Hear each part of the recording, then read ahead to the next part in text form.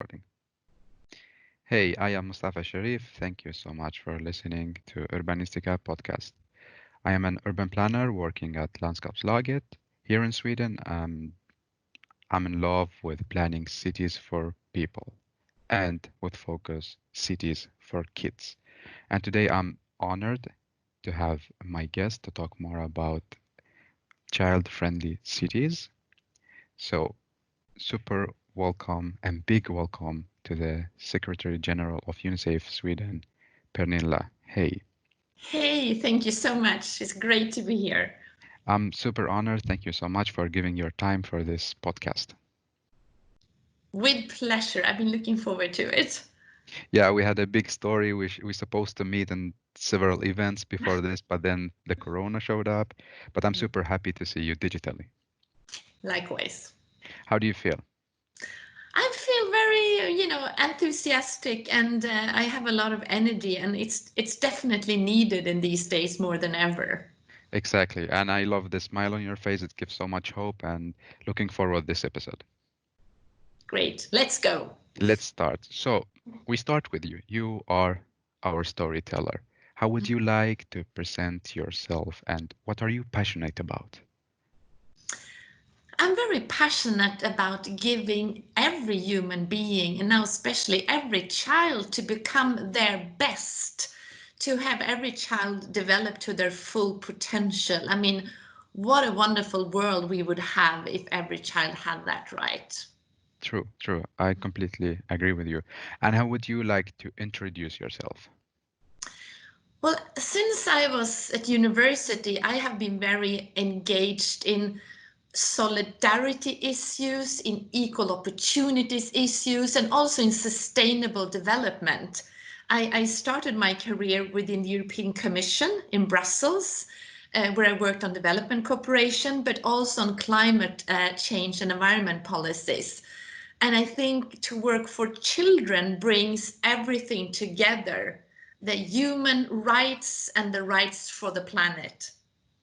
Yes, amazing. And is this how the Child-Friendly Cities initiative started? Would you like to tell us about how did it start? Like, Yeah, if you sort of would Google it, you would see that it was actually in 1996. There was a big UN conference, what we call on human settlements, because a large majority of people on the planet live in cities, in huge cities or in smaller cities. And the purpose of this conference was to see how do we make sure that humans can live, be healthy, thrive in cities. And at this conference, that said that the best indicator for, let's say, a successful city is to look at its children and see how they are doing. so cities for children is not something new that pop up now, right? No, so it's since 1996, and the wonderful thing that this was not a conference for children. It was a conference with adults like you and me. But at this conference, they say we need to have children as our focus because if they are healthy, if they are safe, if they can participate in a democratic society, we will have the best possible human settlements for everybody. Exactly. So it's super interesting parameters to show how to measure how successful and how healthy is the society, especially also if you measure how good is the future gonna be, Mm. because now you're dealing with the next generation. Yes. And it is a sad fact that the children are often the hardest hit by inequalities, by climate change. And it's up to us adults who can decide, who can plan a city, who can decide on a budget to protect them. They cannot do it themselves. They don't have the right to vote yet. Exactly. So if I ask you like to whom is the child-friendly cities addressed, like the initiative that UNICEF is running? So it is actually addressed both to the public, to people working with a public responsibility, with the private, and to civil society. And the local level is in the focus. The national level has to support, but I'm addressing now everyone sitting locally, could be in the city of Stockholm, who is the one who's going to make a plan for the city of Stockholm, who's going to take a decision on the budget for the city of Stockholm, who's going to look at the schools or the bikeways, all those people who influences the look and the quality of the city is my target group. Yeah. So let's say the prior is to the decision makers that decide the Absolutely. budget that goes to planning the city. And do this initiative gives a kind of guideline and so on? So we now have more than 900 cities around the world who have named themselves to be a child-friendly city. It's in 50 countries. Wow. Where we have these 900 cities. And you have to then show that you are integrated the rights of the child in your central planning. This is not going to work if you have one fantastic project leader far away down a corridor with a tiny budget who is not in the central planning process. So the cities have told us that this is the mayor of the city saying, I will commit. I might not succeed in every part, but I will try to involve children in decisions that concerns them, to look at their needs and their rights. So it's not about only telling that I'm building cities for kids, but also working with it and trying hard to make it happen. Absolutely. It's integrating the convention of the rights of a child into decision making. So it's not a specific project, it's this integration and mainstreaming of children's rights. Yes, I understand. But also, do they get a certification from UNICEF, or what's the price? I know we Yes, shouldn't ask for a price because it's our mission, yes. but some So candies could be good. if we talk about Sweden, where I can sort of, let's say, decide more and be more involved, we go out, we ask all communes in Sweden to be part of this. All the 290 communes are welcome to cooperate. It's going to take cooperation. It's going to take training. We are helping in this process to raise the level of competence, and the city has to show that it is now part of our central decision making. So cooperation, training, and then monitoring that it's actually work with a few good examples, and then you will get a diploma. Yeah, So there is a process, and at the end of the day you have a diploma. yeah, that's really cool. Well, let me tell you about what's happening because I'm working at Landskapslaget. We work with urban planning and also focused on the child-friendly cities. But the thing is that, okay, when we start, now I will not specify which municipality or something, but there are many projects that we start with a big ambition that, okay, let's do this project with a lot of focus toward children. But during the process, the project leader or the budget just getting reduced. And then in the end, we just look at the, okay, then there is not enough money to work on this specific task. And then you just lose all the rights of kids. And this is like a kind of business as usual. So how do the municipality think to keep all the budget along the process and keep focused that this project should be toward the kids as well? Well, we have now 5 pilot project communes or local authorities, which is say in English, in Sweden, and we hope to be at least over 20 in 2021, so next year. And I think we invest a lot of time in talking with the political leadership in the commune, and there has to be a commitment and a strong belief that if I will integrate the needs of children in my city planning and in my budget work, this city will be better for all my citizens. It will be better for the elderly. It will be better for people with disabilities. it will be better for children. So the political leadership has to be convinced themselves that this is a smart investment. To invest in children is a smart investment overall for my city. It will more likely be safer, it will be greener, it will be more easy to bike, there will be less bullying. So it is, I would say a child-friendly city is a safer city, is a healthier city, is a greener city, and the whole population of that local authority will be happy. Definitely, definitely. This is these values exactly what me as an urban planner also talking to the different authorities that if you invest in child-friendly cities, in the long run, you will generate these values, and these values not only for the kids, they are going also toward every single person in the city.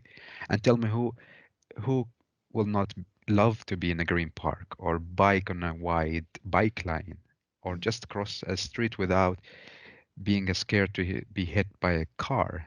So the thing that is, we should understand the value of investment in the long run. Maybe it's not generating money at the moment, but in the long run, of course, definitely. Absolutely, and it will be, if we're thinking now about the corona crisis, such a city will be also much more resilient to a lot of stress on a city. It'll be easier with social distancing. You will have healthier people. You will probably have a stronger social bond in the city, which is exactly what we need when there is a crisis, to have a city where it's easy to work together, the public, the private, the civil society.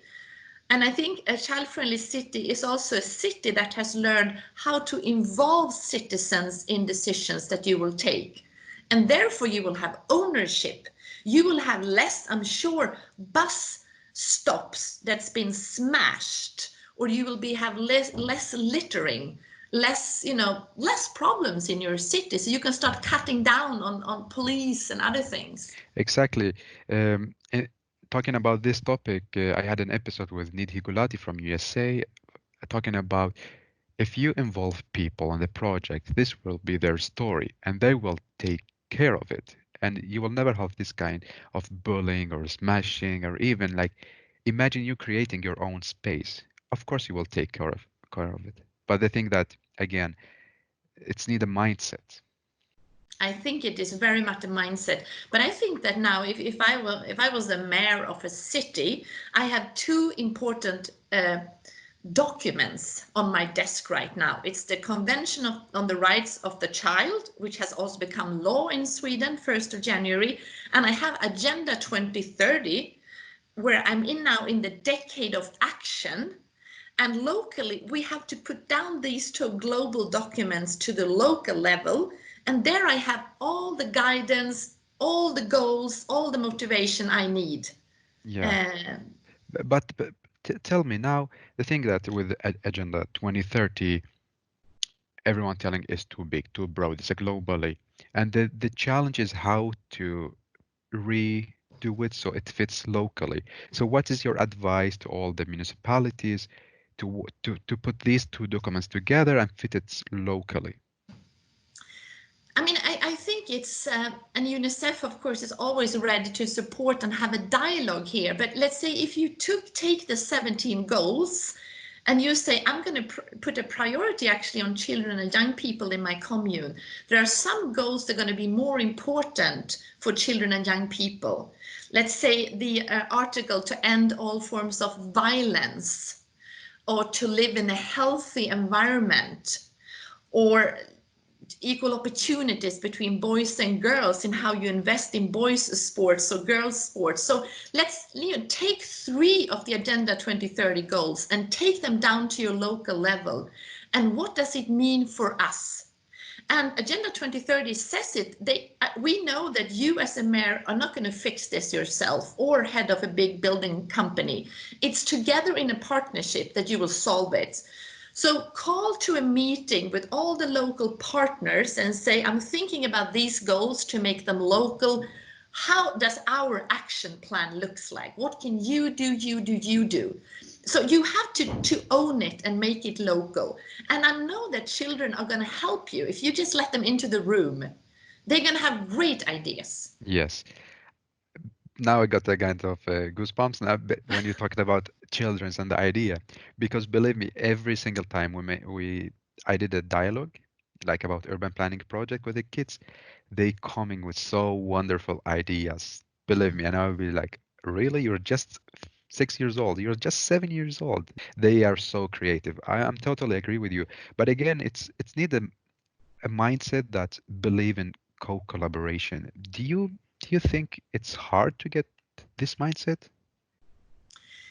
I think that we need to talk more the way we do now, and I think we need to gather people who have actually those concrete good examples.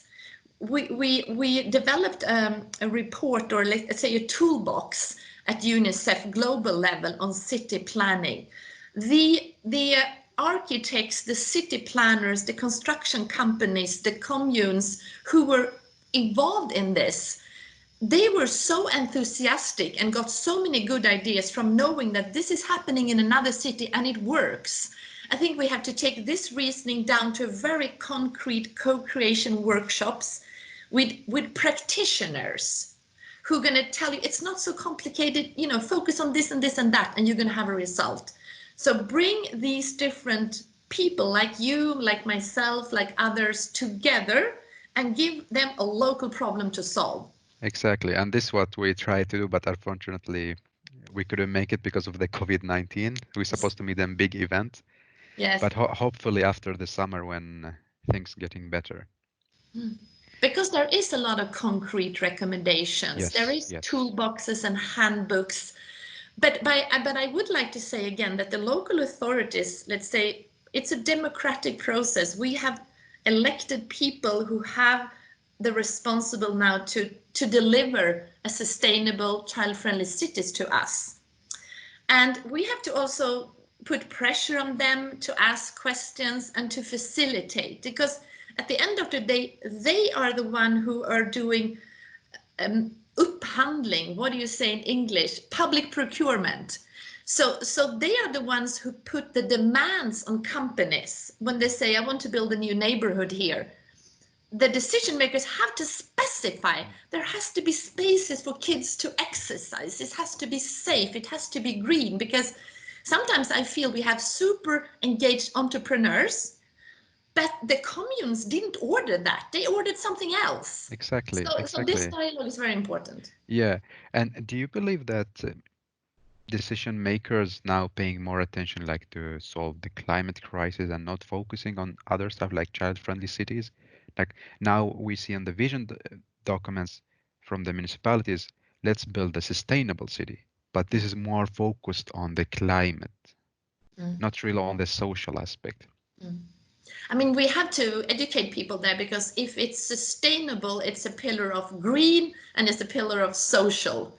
It's both the environment and the social sustainability of it all, and of course, economic. Yeah. And I think that there was a fantastic report that I'd like to promote. It was the UNICEF, WHO, Lancet Commission, who in February presented a report, which is, the name is How to Make Children Flourish.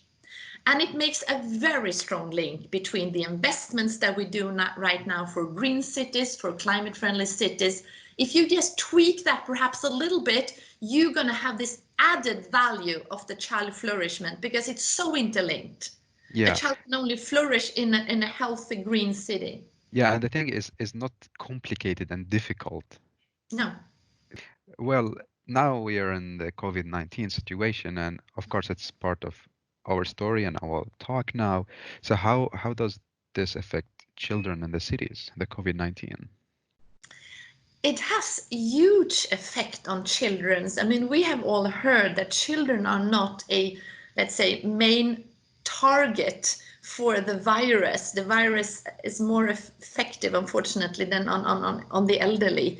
So children are not so hard hit by the virus itself, but children are extremely hard hit by the measures that cities and governments have taken to protect us, of course, But let me just take the closing of schools. We have today 1.5 billion children. It's almost in 90 countries where schools are closed. In Sweden, it's also stressful and difficult for many children who goes to the gymnasium, but at least they have an iPad. We have a digital system that managed that you and I, we can sit like this. But for many children, perhaps they have a radio where the teacher going to able to reach them. But they are the digital divide is now hitting together with the closing of schools. The poverty divide. For many children around the world, they went to school. That was the only place where they had water and sanitation. It was the only proper meal a day for the child.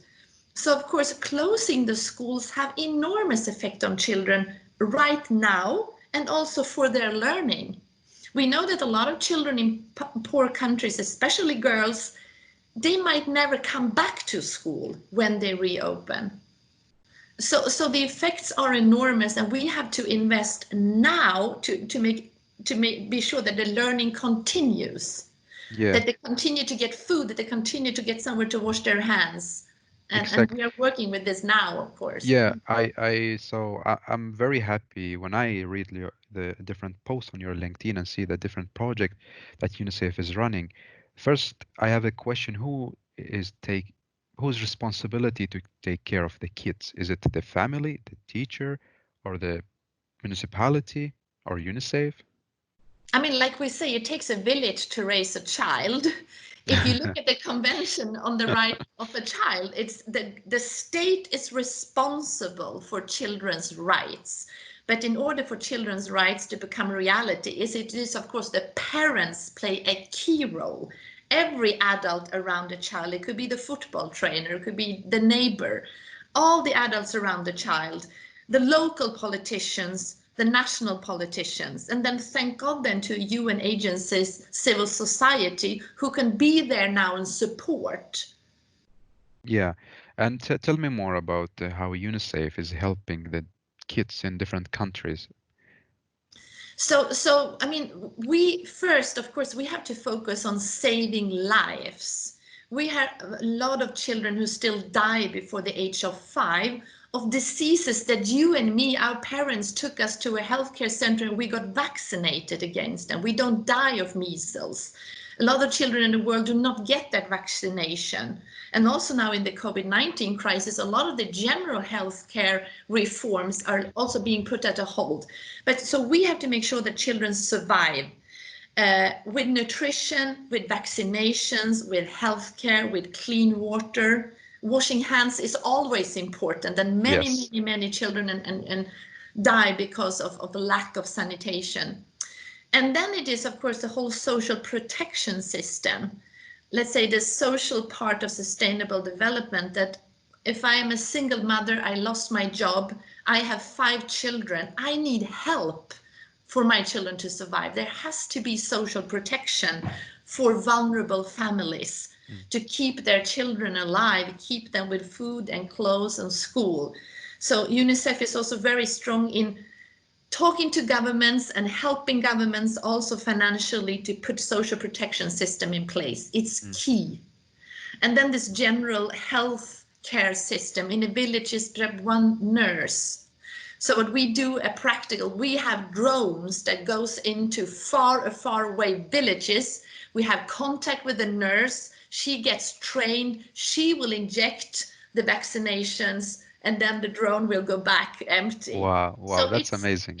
UNICEF is everything from talking to Prime Minister to sending out the drones. That's amazing. Pernilla. I'm so happy. I'm really happy. I'm always, when I see people with this initiative and project, I see that the future is promising.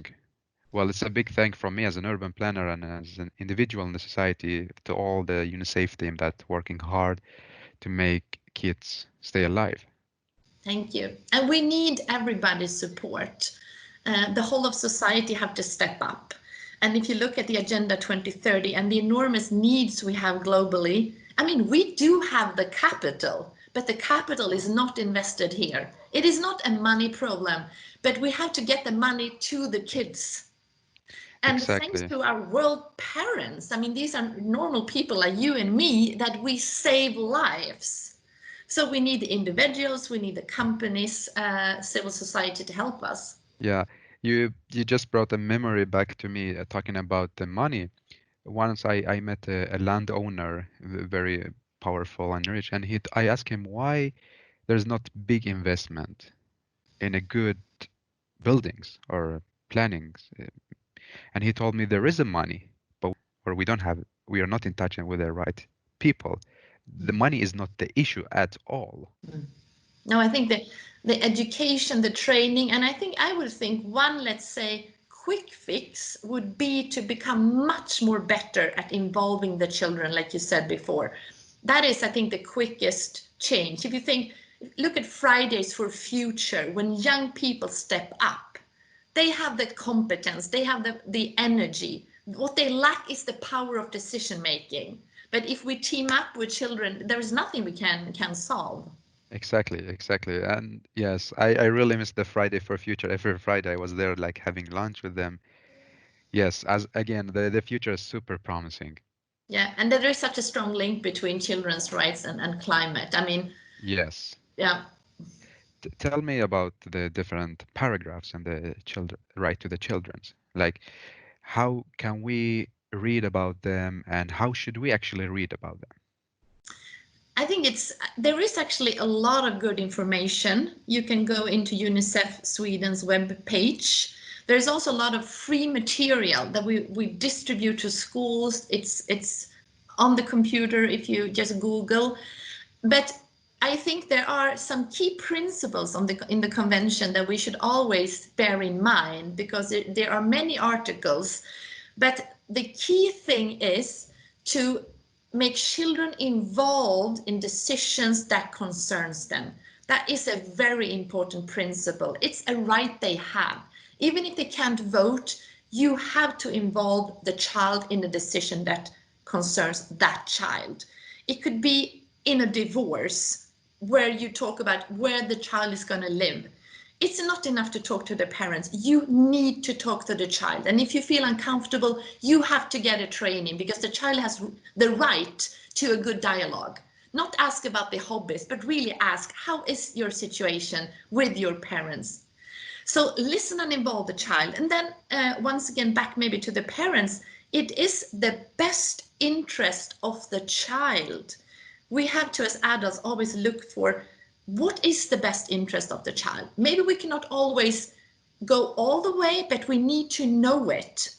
And we need to act in accordance. So if we can become better at listening, involving, and have the routines for screening and looking at the best interest of the child, we're going to go very, very far in making the convention a reality for all children. Yeah, wonderful advices. If I now I need to take this opportunity to ask for advices for me as an urban planner that planning cities for children. I'm trying my best to involve, to ask the kids to listen to them and take their ideas to the decision maker and so on. So I am a kind of the link between kids and the decision maker. But now, of course, there's always space to improvement. So I would love to ask you, me as an urban planner, what should I do more in order to let the voice of the kids be heard by decision maker? Yes, but well, first, of course, we adults, we have a tendency, but okay, now it's only you and me here, so we can speak, but we do have a tendency to speak first and listen after. So to have to honestly be very open, because like you said, you are going to get so surprised about the competence in the room. It's not only that they have a right to be there, but we cannot do it without them, because their competence, the way they know their needs, we can't know it, and they have a lot of solutions. So I mean, to listen much more than you talk, to make sure, and that is the tricky thing, that you reach out to all children. Because when we call for a meeting, when we ask children to come to a special place, we miss a lot of children. So we have to be smart in going out where the children are already. It could be maybe to a local football club, or maybe to the after school activities if we are allowed in, to meet with youth organizations where children have already chosen to be active. So I think to listen more than you talk, and to go where the children are. And remember that a lot of children have wonderful ideas, but they are shy. Yeah. People have disabilities. They need to be listened to in another way. So I would say those two things. Yeah, thank you so much. And yes, as you mentioned, we also like during the dialogue, we're trying to have different groups. Maybe we talk individually with a kid because they are shy. Some are of kids, they don't want to talk in bigger groups. So it's very important to pay attention to every single child, and also not waiting for them to come to us, but we reach out to them. Mm. And I mean, and now we are all becoming experts in digital Yes. meetings. And of course, it is an opportunity for children because we can try to reach them where they are. And in a way, it's very democratic, because if you are a shy person, or you Yeah. have friends that bully you, you don't want to say something in the same room, you can get online and get your views through. True, true. And this brings me back to the initiative by UNICEF, the child-friendly cities. What is the status now, and what is the next? So last autumn, there was a global meeting in Germany, actually. Angela Merkel was also there. So we gathered young people who have been involved in child-friendly cities projects. And this global meeting was a real boost and gave a lot of energy to leaders and to experts and to children, that this is the way forward. It is a very efficient way to implement the Convention of the Rights of the Child, and it's a very efficient way to reach the goals of Agenda 2030. So for UNICEF, I mean, we're going to go from 5 to at least 20 in the next year. I mean, I don't see why not all the communes Yes, should be. exactly. And we should say that there are mayors and local politicians and local entrepreneurs who are already doing an amazing job that we don't even know about it. Yeah, But I think this is actually the answer to a lot of questions. We know that we belong together globally, but the yes, action has to take place where we live. yeah. You brought very important point about the mayors that doing the right job. So I would love also, because when we talk, we might sound negative about city development, but also we need to send a big greetings and thank for the people who are actually working toward the child-friendly city. So hats off to all of you. Yes, I met so every time I go out to these child-friendly communes, I get so inspired. And also because often it's almost only children on stage. They have even let, the platform to the kids themselves, which Yeah. is like, wow, then you really got it. Yes, exactly, exactly. So big thanks for all the people that working hard. Now my favorite question is, what is a smart city for you? I mean, a smart city is where people feel good and are healthy. I mean, a smart city is for me a friendly city. It's a friendly city to older people, to women, to men, to children. A smart city is a friendly city. A smart city is a caring city. And a smart city has to be a sustainable city. Um, I mean, I don't see why we have to go this way, because we're going to be happier, and it's going to be sustainable for generations to come. Mm. So what I see now from your definition of smart city is more a social friendly city and ecological friendly. Usually answers that I get is more it's a high tech city. Mm. So how do you think that we should use the technology in order to create this friendly, social friendly cities? I mean, of course, now that we are all living this, the technology steps that we have taken is now becoming very clear during the COVID-19. And of course, technology and the digital development can help us a lot.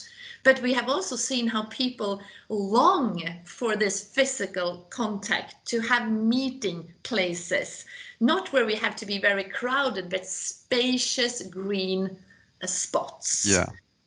So of course we have to use the best technology, but there is not only innovation in technology, there is also social innovation. And I think here actually is where we need the biggest step up now in the social innovation and make the technology and the social innovation go hand in hand. Mm. It's also, again, it's about on what should we invest the money, right? It's a very key question. But I mean, let's say we should look at where do we invest the money now and how successful are we? I mean, we have seen now during the COVID-19 crisis that we have, I believe, invested too little in the social. We have invested too little in the elderly. We have invested too little in children, very much because their voices are not as strong as us middle-aged, people. Yeah. So I think we have to learn, and we have to. There is, of course, something with the, this 4-year mandate, 1-year budgets for companies, even a quarterly report. Yeah. We have to get a thinking in that makes us be able to get value. People who invest for the long run has to get value for that. Exactly. Especially the future generation, the next coming generation as well. Mm. I remember from a lecture with my professor, Anne Legaby. She is a professor in urban planning, and she had a lecture and telling that sometimes we actually invest in segregation instead of putting communities together, and it was very sad to hear that. Mm. Pernilla, I'm interested, how do you use the city now? Like during the COVID-19, where do you go? How do you do the grocery? Like, how is the daily life in the city? Luckily, I can walk to many places. So when I go up from my chair, I need to get some air. Then I would walk and do my groceries because I'm not myself in a risk group. And so I will mostly do it by foot. My daughter has borrowed my bike and I haven't seen it in several weeks. So less biking now for me. And then, of course, I try to go for walks with my close friends, even with a slight distance. But it's so important for me to get out in some green spaces. And Stockholm, of course, we live in a wonderful city with so many opportunities. And I do think that one positive outcome from this crisis is that, I mean, I have never seen so many people out in the forest where I run. So a lot of more people has found the green spaces. Yeah, yeah. We're building back the relationship to the nature. Yeah. Are you less in the downtown where there's less nature, let's say? Um, I went to the office yesterday, so I was downtown. I think, like many people in Stockholm, are quite surprised that there are so many people out and about. There were a lot of people, and I was in Vasaparken, and of course, everybody. I mean, we are Swedes, and we need the sun. Yeah, So there were a lot of people just enjoying. sunbathing. Yeah, Yes, sunbathing. especially I heard that it's 18 degrees, right? Yeah, it's So going to be a fantastic day today. the summer is here. Yes, yes.